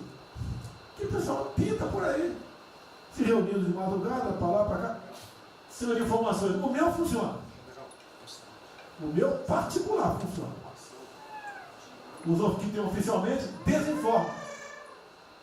E voltando ao tema, eu prefiro não ter informação do que ser desinformado por cima de informações que eu tenho. Então, pessoal, muitos vão poder sair do Brasil. Eu não quero sair, ver a minha irmã de Eldorado, outra de Cajati, o coitado do meu irmão, capitão do exército de Miracatu, se fuder, pô. Como é perseguido o tempo todo. É a bosta da Folha de São Paulo, diz que meu irmão foi expulso de um açougue em registro, que estava comprando carne sem máscara. Comprovou no papel, estava em São Paulo esse dia. O dono do restaurante, do açougue, falou que não estava lá. E fica por isso mesmo, isso aqui é problema dele, né? Mas é putaria o tempo todo para me atingir, mexendo com a minha família. Já tentei trocar gente da segurança nossa no Rio de Janeiro, oficialmente, e não consegui. Isso acabou. Eu não vou esperar fuder minha família toda, de sacanagem, ou amigo meu, porque eu não posso trocar alguém da segurança na ponta da linha que pertence à estrutura. Vai trocar. Se não puder trocar, troca o chefe dele. Pode trocar o chefe dele? Troca o ministro. E ponto final. Não estamos aqui para brincadeira. Eu tenho um garoto aqui, com todo respeito, do BNDES. Eu conhecia, ele usava calção lá. Pode ver nos Estados Unidos para cá, podia estar muito bem lá. Veio para cá, eu tentava voltar ao Brasil com o vídeo do Paulo Guedes. E amigos, pais dele, você conhece, né, Paulo Guedes? Eu não lembro dos teus pais, não de você, tá certo? Mas alguém que está investindo aqui. E todos nós temos que pensar nisso. O que esses filhos de Maia Kelvin, é a nossa liberdade. Olha, como é fácil impor uma ditadura no Brasil, como é fácil. O povo da América, por isso que eu quero, de ministro da Justiça e ministro da Defesa, que o povo se arme, que é a garantia que não vai ter um filho da puta aparecer para impor uma ditadura aqui. Que é fácil impor uma ditadura, facílimo. Bosta do prefeito, faz um bosta no mercado, algema e deixa todo mundo dentro de casa. Se tivesse armado, ia para a rua. E se eu fosse ditador, né, eu queria desarmar a população, como todos fizeram no passado, quando queriam, antes de impor a sua respectiva ditadura. Aí, que a demonstração nossa, eu peço ao Fernando e ao outro, por favor, assine essa portaria hoje, que eu quero dar um puta do recado para esses bosta. Por que eu estou armando o povo? Porque eu não quero uma ditadura. E não dá para segurar mais. Não dá para segurar mais. Quem não aceitar as minhas bandeiras da Max, família, Deus, Brasil, armamento, liberdade de expressão, livre mercado, quem não aceitar isso está no governo errado. Espere para 22, né, o seu Álvaro Dias, espere o Alckmin, espere o Haddad, ou talvez o Lula, né? E vai ser feliz com eles, pô. No meu governo está errado. É escancarar a questão do armamento aqui. Eu quero todo mundo armado. Que o povo armado jamais será escravizado. E que cada um faça, exerça o teu papel, se exponha. Aqui eu já falei. Pede o ministério que for elogiado pela Folha e pelo Globo. Pelo antagonista. Tá? Então tem certos blogs que só tem notícia boa de ministro. Não sei como. O presidente é uma porrada, o ministro é elogiado. A gente vê por aí. O governo está, o ministério dele bem, apesar do presidente. Mas pra puta que eu pariu, porra. Eu disse, cadê o time, porra? Trocamos o time, espero trocar mais ninguém, espero. Mas nós temos que, na linha do Van Trump, de forma mais educada um pouquinho, se preocupar com isso, que os caras querem a nossa hemorroida, é a nossa liberdade. Isso é uma verdade. O que esses caras fizeram com o vírus, esse bosta desse governador de São Paulo, esse estúpido do Rio de Janeiro, entre outros, é exatamente isso.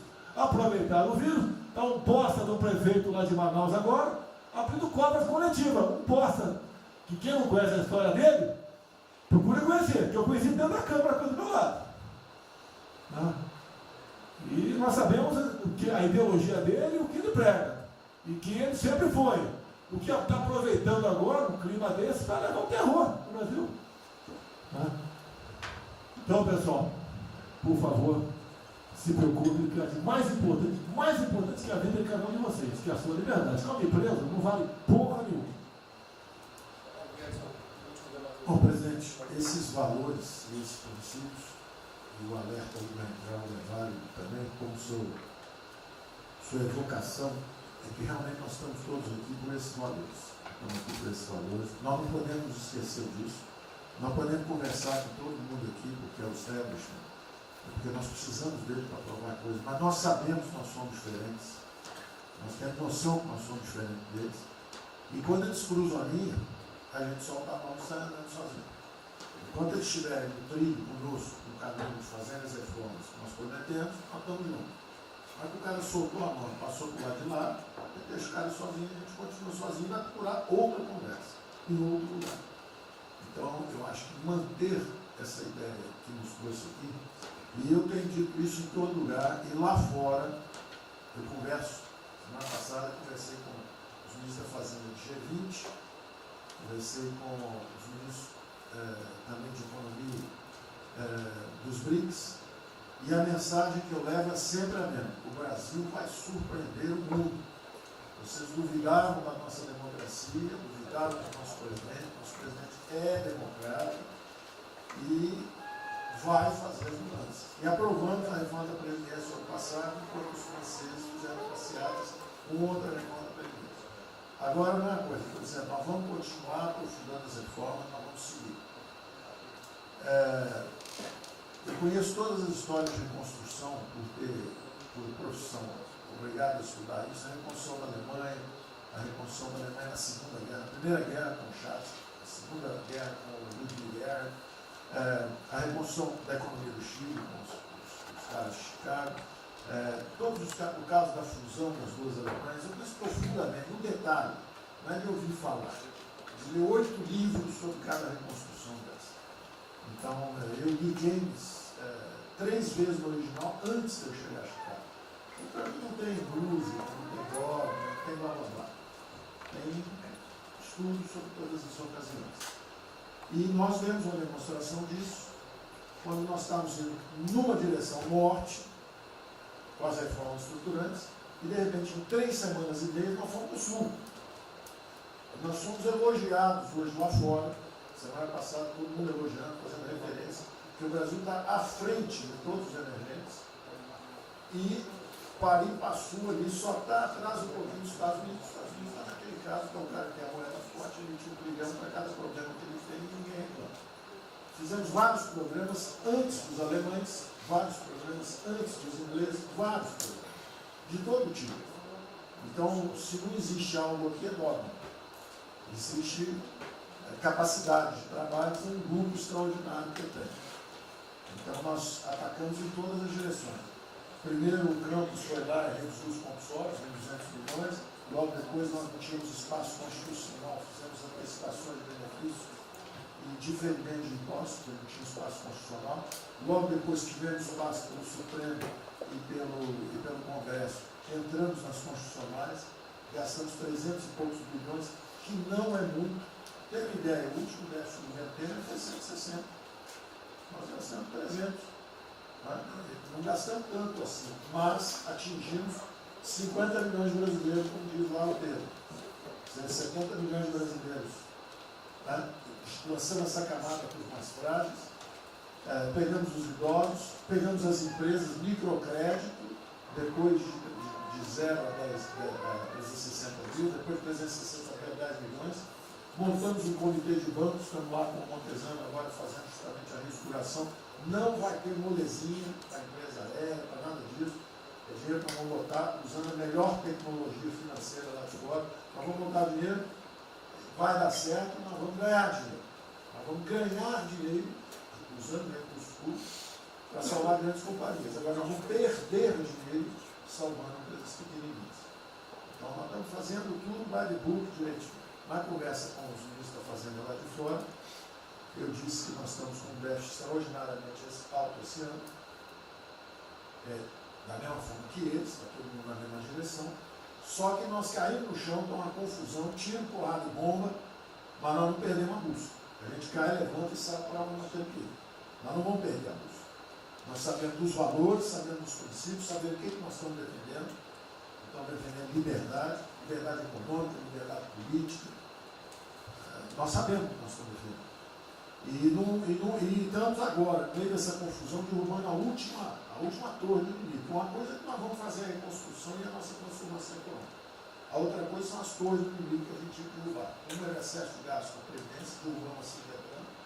A segunda torre era os juros estão descendo, vão descer mais ainda. O Campos tem o mapa já, estamos descendo. Então, para ter uma ideia, o ano passado, para esse ano, 120 bilhões a menos de juros. Um plano Marshall por ano, né? 100 mil de juros a menos. Então nós sabemos, e é nessa confusão toda, todo mundo está achando que estão distraídos, abraçaram a gente, enrolaram com a gente, nós já botamos a granada no bolso do inimigo. 2 anos sem aumento de salário. Era a terceira torre que nós tínhamos que derrubar. Nós vamos derrubar agora também. Isso vai nos dar tranquilidade de ir até o final. Não tem jeito de fazer um impeachment se a gente tiver com as contas arrumadas, tudo indica. Não tem jeito, não tem jeito. E o presidente está no ponto futuro. Porque o presidente falou o seguinte, tudo bem, tem a primeira onda que é a da saúde, mas tem a segunda que é da economia. E uma vem agarrada com a outra. Nós estamos ainda tentando sair da primeira, a segunda já está querendo bater. Eu ainda acho que nós estamos preservando os sinais vitais da economia brasileira. Para mim ainda é um urso hibernando. Baixa sua energia para zero, consumo de energia para quase zero, só respira. Mas quando você sai da luta, você sai para comer o primeiro bicho não passar, você tem força. Nós não podemos deixar isso graças à super safra da nossa Tereza, à logística do Tarcísio, a comida está chegando, as exportações estão seguindo, a China é aquele cara que você sabe que você tem que aumentar, porque para vocês terem uma ideia, para cada $1 que a gente exporta 3 para a China. Você sabe que ele é diferente de você, você sabe que geopoliticamente você está do lado de cá. Agora você sabe o seguinte, não deixa jogar fora aquilo ali não, porque aquilo ali é comida nossa, né? Estamos exportando para aqueles caras. Não vamos vender para eles, é um crítico nosso. Mas vamos vender a nossa soja para eles. Isso a gente pode vender à vontade. Eles vão comer. Eles vão comer. A Índia também vai precisar comer. Vai ser o trading da água. Eles vão dizer que é a melhor trading da água. Um dia alguém comentou comigo, acho que foi o Campos, não foi, Campos? Foi. É o trading da água. Quer dizer, os caras precisam de alimento, não tem água, nós temos muito mais água que eles têm. Então eles vão ter que abrir mão da agricultura para fazer outras coisas e nós vamos poder exportar para eles também. Então nós temos um mapa de voo bom, nós temos uma equipe jovem, preparada, todo mundo trabalhando junto, e nós não vamos perder o rumo, nós não podemos perder o rumo. Então vai ter muita conversa, vamos para cá, vamos para lá, vamos fazer isso, vamos fazer aquilo, não vamos perder o rumo não. Pode dar vestimento, bota perucadora, passa batom vermelho, faz uma opção de coisa que for necessária politicamente, mas não vão perder o rumo econômico, não, nós sabemos onde nós estamos indo. Então, eu estou só dando uma mensagem de tranquilidade para todo mundo aqui, que é o seguinte, nós não estamos fazendo nada exótico, dogmático, nada disso. Nós estamos indo numa direção, fizemos o que o mundo inteiro fez, em 3 semanas e meia, nós fizemos o que o mundo inteiro fez, só que nós não vamos perder o rumo, não. Nós sabemos para onde nós vamos voltar já já. Tá certo? E se o mundo for diferente, nós vamos ter capacidade de adaptação. Por exemplo, eu já tenho conversado com o ministro da Defesa, já conversamos algumas vezes, quantos 200 mil, 300 mil, quantos jovens aprendizes nós podemos absorver nos quartéis brasileiros? 1 milhão? 1 milhão a R$200, que é o Bolsa Família, R$300, o cara de manhã faz calistenia, aprende civil, organização social, como é que é o SPB, organização social e política, né? Faz ginástica, canta o hino, bate continente de tarde, aprende a ser um cidadão, disciplina, usar usar o tempo construtivamente, voluntário, para fazer estrada, para fazer isso aqui. Sabe quanto custa isso? R$200 por mês, 1 milhão de cada, 200 milhões. Joga 10 meses, 2 bi, isso é nada. Então nós vamos pegar na reconstrução, nós vamos pegar 1 bilhão, 2 bilhões e contrata 1 milhão de jovens aqui. A Alemanha fez isso na reconstrução. Aí você também quer fazer estrada, precisa de 3, 4 milhões a mais, tem um orçamento de 8, toma aqui seus 4 milhões. Isso não faz falta. Não faz falta. Não é isso o problema. A mesma coisa o nosso problema do jogo, lá nos recursos integrados, não tem problema nenhum, são bilionários, são milionários, executivos do mundo inteiro. O cara vem, fazem convenções, olha, o turismo saiu de 5 milhões de Singapura para 30 milhões por ano. O Brasil recebe 6. Uma pequena cidade recebe 30 milhões de turistas. O sonho do presidente de transformar o Rio de Janeiro em Cancún, lá em Museu de Cancún, aquilo ali pode virar um raio. Entendeu? A mesma coisa a Espanha. A Espanha recebe 30, 40 milhões de turistas. Isso aqui é uma cidade da Ásia. Macau recebe 26 milhões hoje na China. Só por causa desse negócio. É um centro de negócio. É só maior de idade. O cara entra, deixa a grana lá, quem ganhou anteontem, deixa aquilo lá, bebe, sai feliz da vida. Aquilo ali não atrapalha ninguém. Aquilo não atrapalha ninguém. Deixa cada um se fuder. Damares, o presidente fala de liberdade. Deixa cada um se fuder do jeito que quiser. Principalmente se o cara é maior, vacinado e bilionário. Deixa o cara se fuder. Lá não entra nenhum brasileirinho. Não entra nenhum brasileirinho desprotegido. Se a CGU tiver como controlar a entrada e a saída do dinheiro. Isso, então vamos lá. Se não tiver como lavar dinheiro. Então, só para terminar as observações também finais ali, o Campos falou duas coisas também interessantes. Então, o Campos falou duas coisas interessantes ali. Uma é o seguinte: o estrangeiro para vir para fazer investimento, eu recebi um embaixador, já reportei isso para o presidente, eu recebi o embaixador dos Estados Unidos e ele veio conversar conosco. E a mensagem maior dele era uma só. Assim, olha, nós queremos um bom ambiente de negócio. Nós vamos colocar centenas de bilhões de dólares. O mundo inteiro quer investir no Brasil. Agora nós precisamos de um bom ambiente de negócio. Simplificação de impostos, segurança jurídica, coisa desse tipo. Né? Então, o secretário do Comércio Americano, que é o Wilbur Ross, o cara me disse o seguinte: eu só tenho um conselho para vocês. Vamos aderir ao GPA, ao General Purchasing Agreement, que é o seguinte: é um acordo, nós com a entrada na OECD, nós assinamos esse acordo, e esse acordo diz o seguinte: não pode haver nenhuma compra governamental sem transparência. Acabou. Então não basta a gente fazer isso, quer dizer, não vai fazer concorrência para concessão, privatização. Então nós já estamos na pista certa, já estamos indo na direção certa. Só uma informação sobre isso aí. Eu fiz uma reunião com o pessoal da CDE essa semana, agora, foi semana passada, falando do nosso interesse. Eles falaram que já nos consideram na CDE. Sim. Tá? Então, os ministérios, estou falando isso porque vários ministérios têm uma pauta a cumprir. Vamos continuar nisso porque vamos dizer, a impressão foi excepcional. Só um dado aqui do ACDE, rapidamente do ACDE, não, o embaixador disse isso. O embaixador disse: nós não podemos perder a oportunidade do presidente estar tão próximo aqui. Os nossos dois presidentes estão próximos. Nós não podemos perder essa oportunidade. O presidente da OCDE disse que realmente os Estados Unidos, que eram, vamos dizer assim, tinha uma certa objeção, agora já está favorável. Ministro, é só um dado: a OCDE, 90% dos países que hoje integram a OCDE já contam com os resorts integrados. Os outros 10% são muçulmanos. 88% tem um ensino domiciliar. Então a gente vai entrar com a MD hoje lá, tá? Homeschool. Obrigada.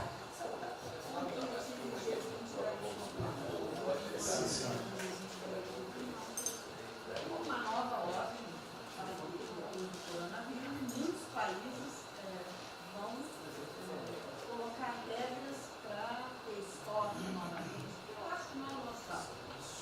Nós temos que ter acesso ao mercado, mas nós precisamos incentivar o Brasil. É o único produto que o Brasil não é autossuficiente. O resto, se amanhã quiser fechar,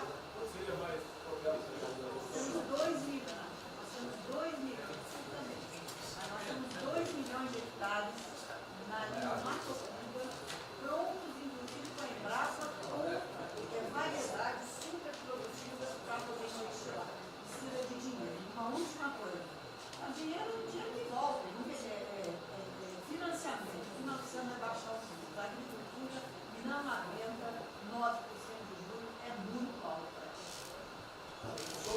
Sobre o Brasil, Não fala nada, não. o Banco do Brasil não está tudo agora. O Banco do Brasil não está tudo em cobra, precisa nem privado nem público. Então, se for apertar o Rubem, coitado, ele é super liberal.